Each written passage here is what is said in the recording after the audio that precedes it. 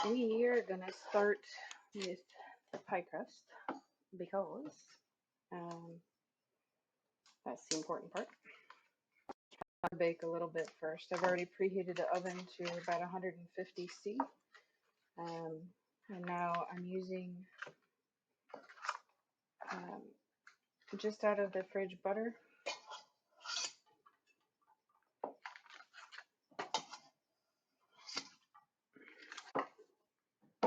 So if you do start watching, please let me know, because I don't really have the ability to see it because I'm visually impaired.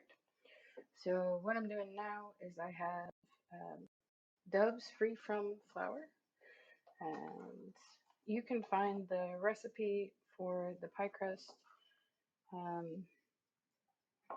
on my website, BlindGirlDoes.eu.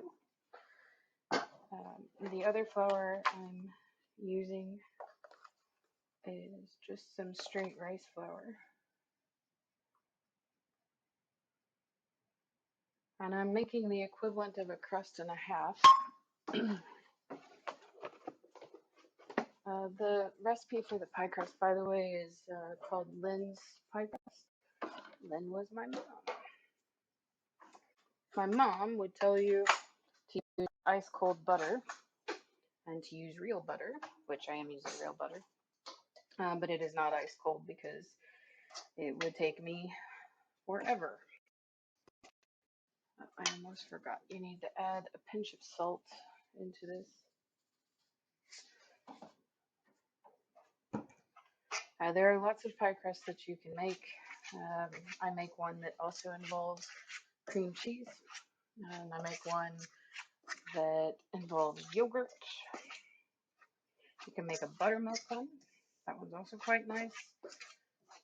What we're doing now, for my visually impaired friends, is we have the butter that is not quite cold and not quite room temperature. And we have added the flour, and we have added a pinch of salt. And now we are using a fork, though you could use a pastry knife to cut the butter into.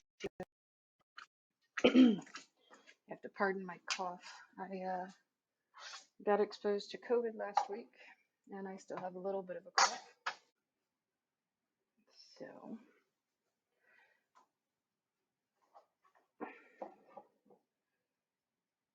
and my coffee, because who doesn't love coffee? Right. So most of this, you really don't need vision to be able to do. You can have scales that tell you the weights of things, and it's more accurate to measure volumes anyway. And then this part is really just, you want to get itty bitty teeny weeny granules of butter, and anytime that you can feel that there's a big chunk of butter, then you are not done yet. You do not ever want to work a pie crust with your hands, or as minimally as possible. And this is why my mom insisted that you use ice cold butter to start with, was because as the butter melts, you want it to actually melt in the refrigerator, and that's what creates the flakiness. I am going to allow the pie dough to rest a little bit before I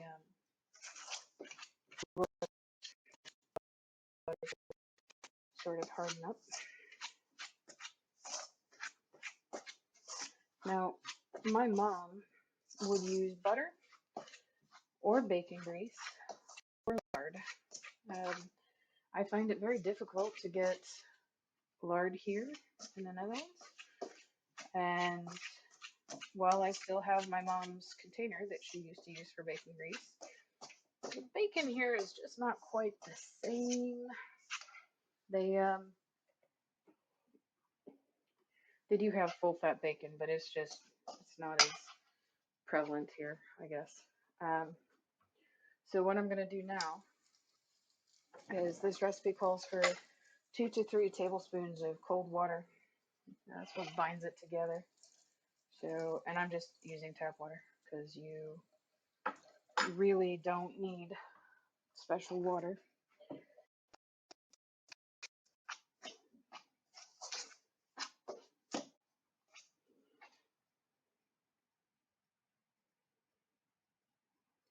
So this pie crust has come together quite well.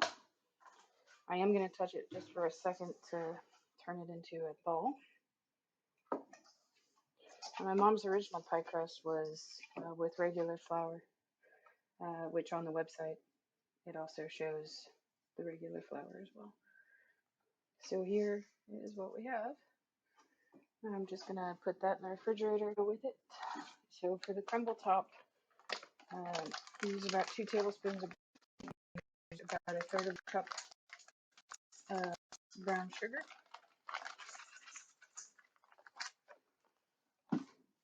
And you need a couple of heaping tablespoons. This is Dove's free from gluten flour. A couple of heaping tablespoons of that.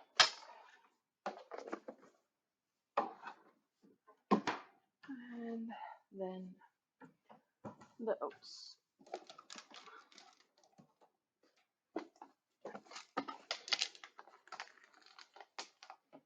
Now, oats are naturally gluten-free, but they can be processed in facilities that are not safe. And you're going to use about a cup of oats. And I use, you could use the bigger steel cut oat, but I think that it would be much crunchier than you really wanted. And we're going to use a similar technique with this that we used with the pie crust, and that is we're going to use a fork to cut the ingredients together. And you do want your butter warm enough that you can actually work with it, but you also want it to be cool. Not sure if you can see this, it's pretty noisy, but you're trying to make some crumbles is what you're doing. I have a pretty good case of that happening here.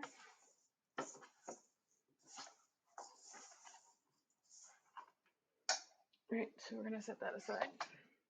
And you're feeling around for your peeler and making a whole bunch of noise. Yeah, that's me. So I have no idea what kind of apples these are.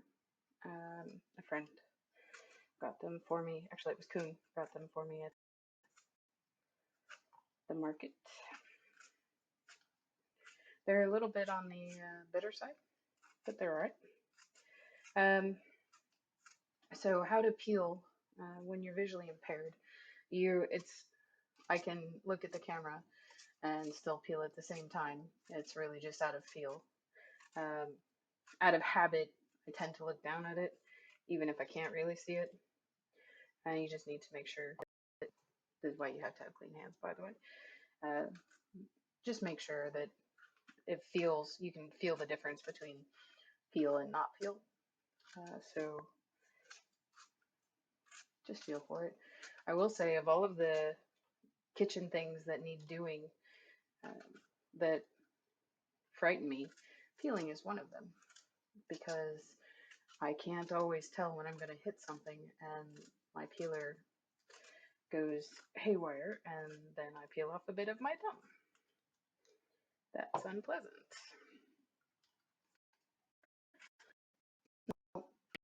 If you were going to do your apples ahead of time, by the way, they can go brown, as you might know. What you can do is, if you have lemon or lime, just a squirt of lemon or lime on your apples after you have cut them will keep them from going brown. Same is true of potatoes. If you're maybe going to make a whole boatload of mashed potatoes, and you're going through peeling, and you don't want them to get brown. Keep them in water, and ta-da! So I have peeled 3 apples so far. Ooh.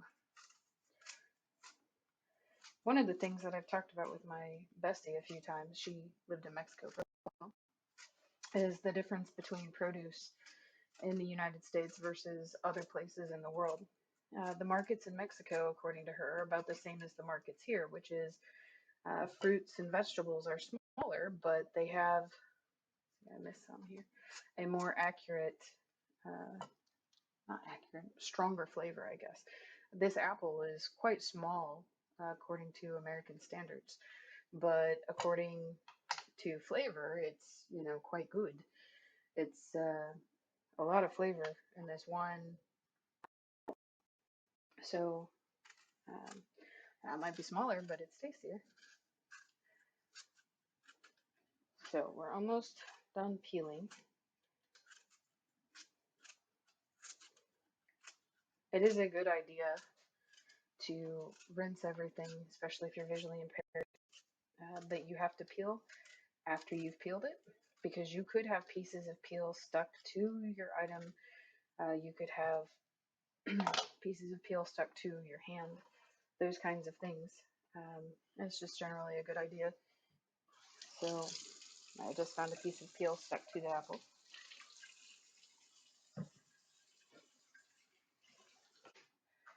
Now, if you're fancy and you have an apple corer, this goes a lot easier, especially if you're blind. I don't, so we're going to do it the harder and less safe way. So, using my knuckle to guide, cut down. I don't feel any seeds, so I did good. Not quite half, cut down again. No seeds, good. Again, again. Here's the core. I waste a bit, it's true, but I don't have a core. And maybe eventually I will get a core, but for now, it works.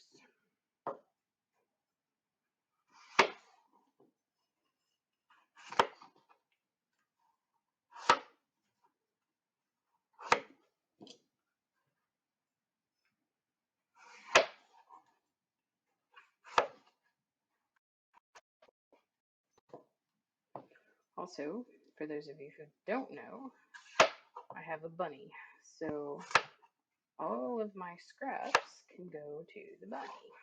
Oh, I hit a seed there. I'm setting aside the apples for the bunny. Now, try not to knock my camera into the sink, that would be bad. Start slicing.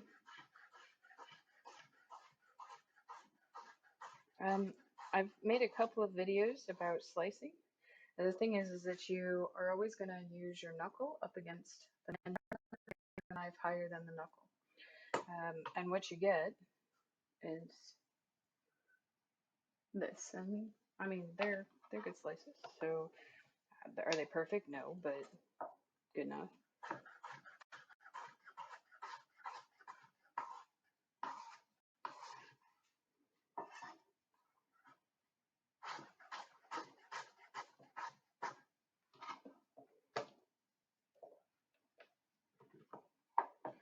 So for those of you who are visually impaired, I have peeled the apples and I have cut them away from the core. You could also just core them, but by cutting them away from the core, I now have flat sides, which is of course safer.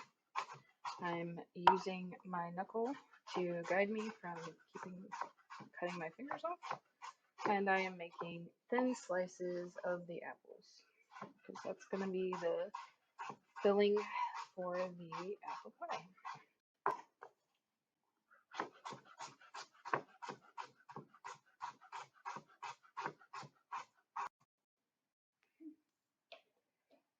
And my pie crust is currently in the refrigerator chilling. It's having a nap. That's what it's doing. As soon as I get these apples cut, I'm gonna get the pie crust out of the refrigerator. Man, I'm having brain mush. I think I need some more of that coffee.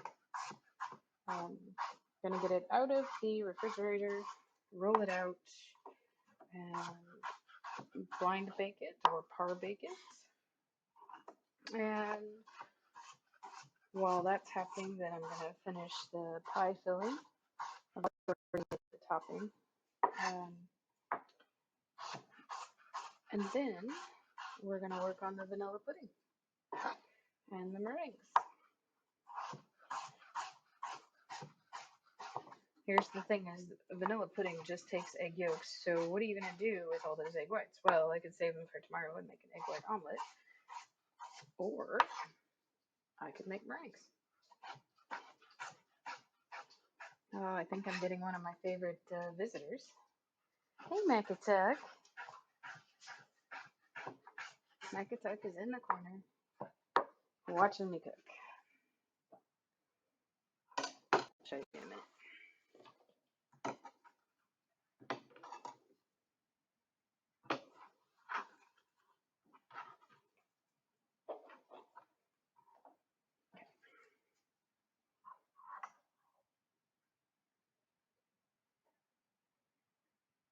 Hey, Macatuck. So, he's my usual watcher in the kitchen. Now we're gonna pie crust. So I'm not a huge fan of making that. I'm sure you feel the same. So I always put a piece of parchment paper down.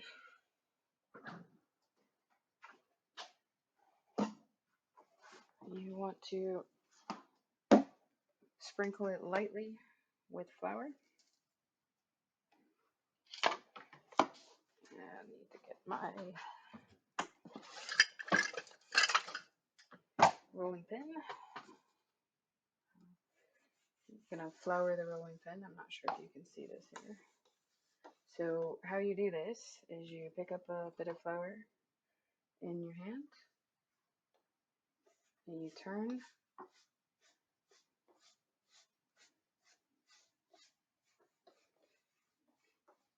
like so. And I'm gonna get my pie dish. So this pie dish, by the way, this came from my best friend in the States because I had one from my mother that I accidentally broke. So she sent me hers because she's epic. Okay, this has chilled. I'm not sure how long I've been broadcasting, but that's how long that minus 5 minutes is how long it's been chilling. So I patted it down, flipped it both sides. You roll like so. And then when you are about a thumb's width from each side of the paper, turn the paper. With even pressure, you roll again. It doesn't really matter what kind of rolling pin you use here. I tend to use marble if I'm making bread because it's heavier. If I'm making noodles, if I'm making pie crust, wooden is fine. Some people like a straight rolling pin. Personally, I like the one with handles, but it's whatever you want.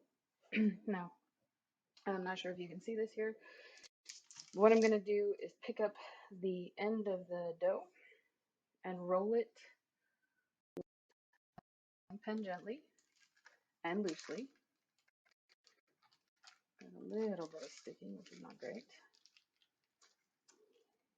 Then we put the pie dish down and we roll it slowly and gently back over. Now, Now is the time that you position it carefully in your pie crust, or in your pie dish rather. Everything should be about the same width, thickness. Okay. Now I'm going to use a sharp knife to trim the edges. If I can find my sharp knife.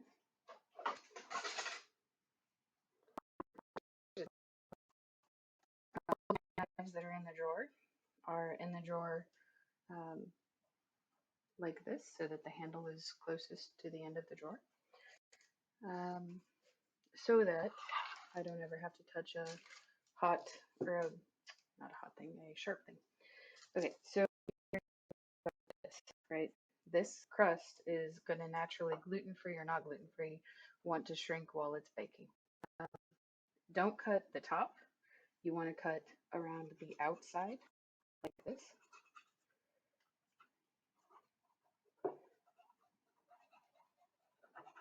In this particular case, this one has handles. This is also the time that you can start to know where you have places that are not quite right. This one on the handle, go just a little bit past it is what you want to do.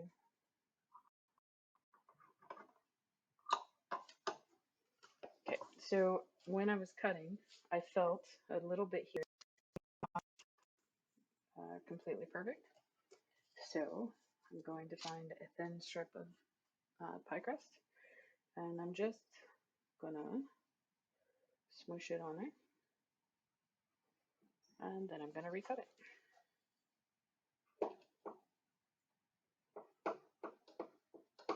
Not 100% certain that helped, because I think it fell off in exactly the same place. Yeah, until it's right. Okay. So the finger method of making your pie crust. Make sure your fingers are properly floured, which they are now. You push one finger down and pinch with two other fingers. Push, pinch, push, pinch, push, pinch. These ones are getting wet, so I'll flour them again. Push, pinch, push, pinch, push, pinch, push, pinch. Turn, push, pinch, push. You get the idea.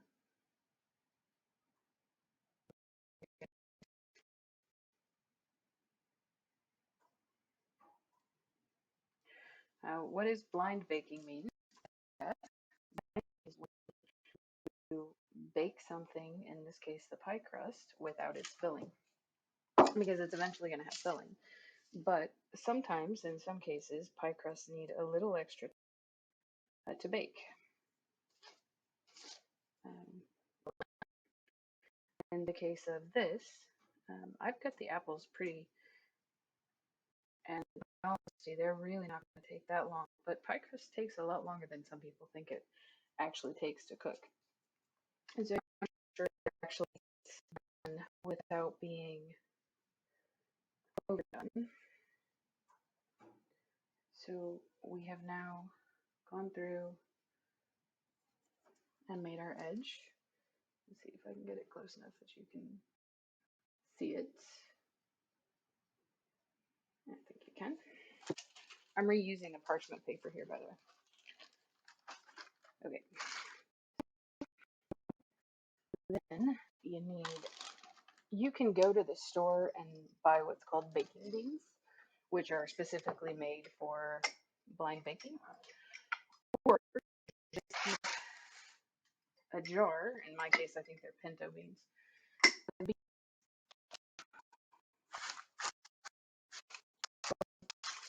After the pie crust is in the pie dish, and I have fluted the edges, which is what that's called, inside, and now I have put some beans in, and I'm spreading them all the way to the edges because we do not want it to shrink. And now I'm going to put it in a preheated oven. So 150 clean that up. I'm a big proponent as a kid that as you're cooking, as you're baking, keep everything clean, keep everything tidy, put things away, because nothing is quite as awful as going through all of the effort of cooking or baking and then having a huge pile of dishes to do afterwards. And I agree with that. So now we are going to make the filling. So for this, you're going to need the apples, you're going to need sugar, you're going to need nutmeg, you are going to need allspice, you're going to need salt. Right, so, the mortar here, put some in there. It's going to end up being, by the time it's ground, it's going to end up being about a teaspoon and a half.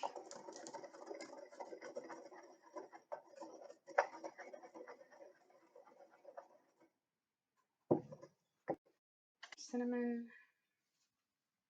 bit of nutmeg.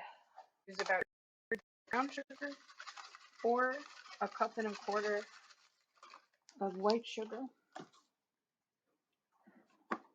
and 2 tablespoons of flour and a pinch of salt.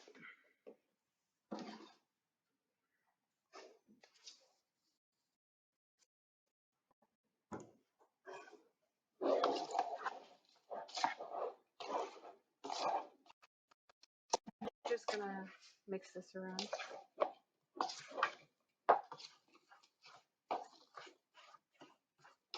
I want to try to make sure everything is coated.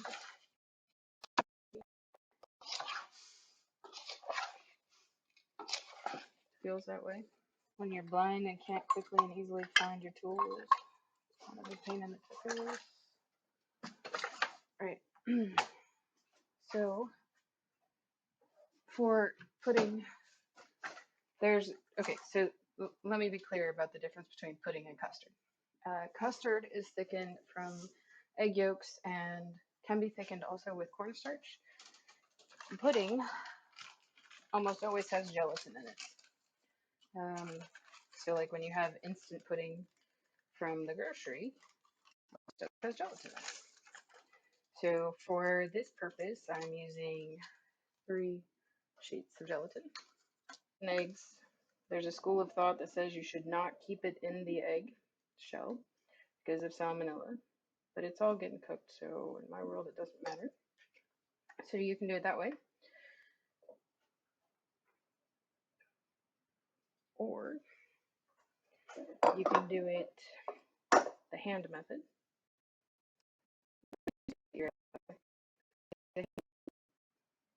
Or the eggshell method. I prefer to do the eggshell method, except for when I can't. Because I don't actually like touching eggs. I think it's gross. Let's split the eggs.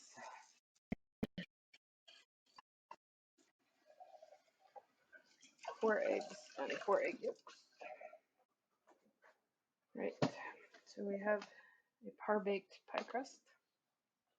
And now we're putting our filling in.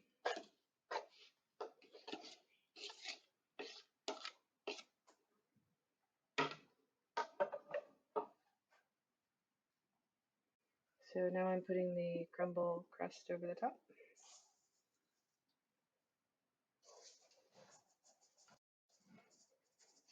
Making a horrible mess on my bread and counter, because that's what I do.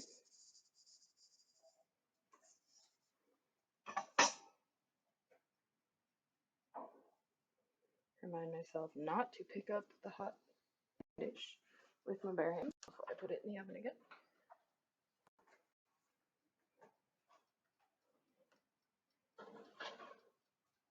Not do that.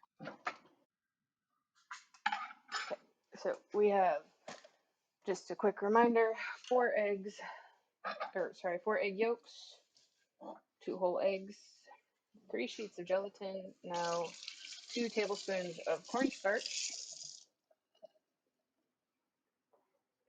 I'm going to use about a teaspoon of vanilla extract. I mean, if I had vanilla beans, I would use that instead, but I don't. So you go with what you got, right? You could use oat milk, you could use soy milk, you could use whole milk. Use whatever you want to. I am going to use a combination of regular milk and for added creamy and flavor, Greek yogurt. Right, so pudding, I'll tell you the chemistry of pudding. The thing is that you do not want to scramble your eggs. So we're going to use a whisk to get everything combined. Sugar. Isn't it funny how I quote unquote eyeball the sugar? Love it. You're terrible. I know, right?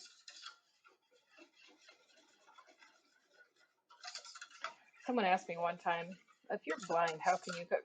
Same way you do. I just throw shit together and hope for the best. Right.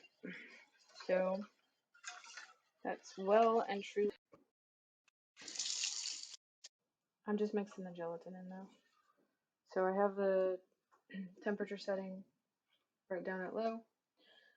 Soaked the gelatin. You're supposed to soak it for 10 minutes. I have no concept of time in this kitchen. I guessed at it. So it should be fine.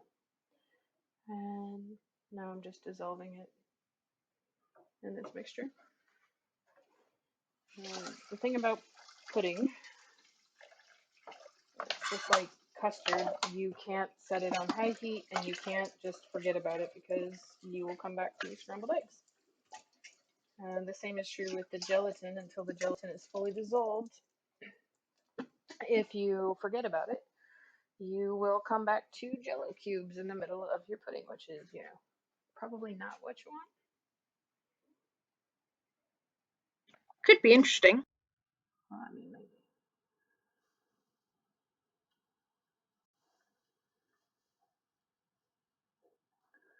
So while this is doing its thing, I'm gonna start my handy dandy KitchenAid in the background, whisking up some meringues.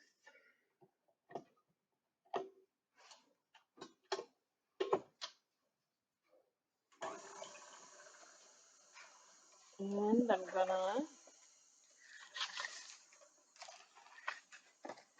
prepare the baking tray for that. I'm just stirring my pudding.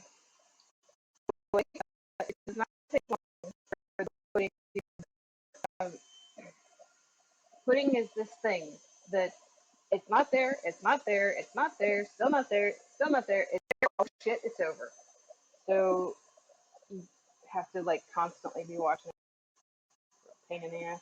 Beat the 4 egg whites and we have some soft peaks. And now I'm adding a bit of powdered sugar. Just get out of this kitchen. This time was about 2 tablespoons. I'll add some more in a second. Need to check my pudding.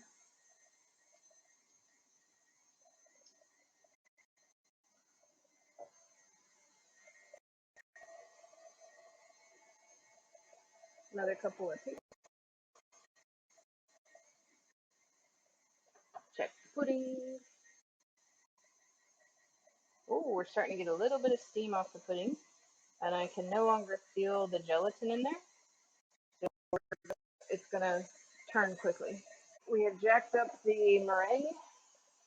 There's a total of about a half a cup of sugar in there. Sugar,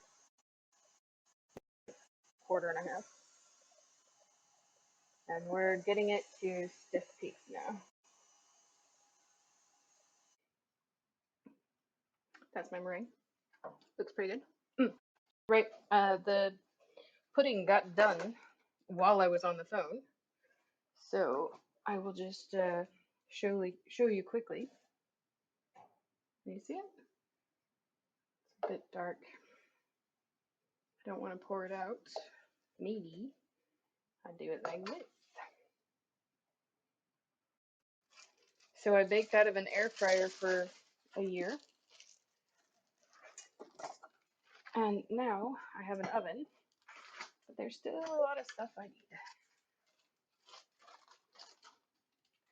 So what I'm doing now, since you can't really see it on the camera, is I'm putting meringue into a plastic storage bag, because that's what I'm going to use as a packing bag. We have a bag. What we have. And now I'm going to cut the tip off of the bag.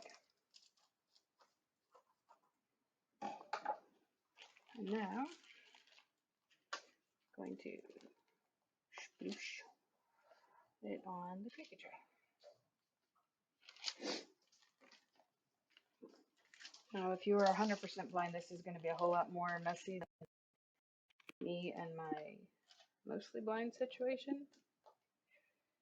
I mean, my mostly blind situation is still not, but it gets the job done, kind of. They have these papers that you can put them on that already have the lines on them, but I can't see the lines, so it doesn't really do anything for me. If you can, then that's, you know, probably better than eyeballing it.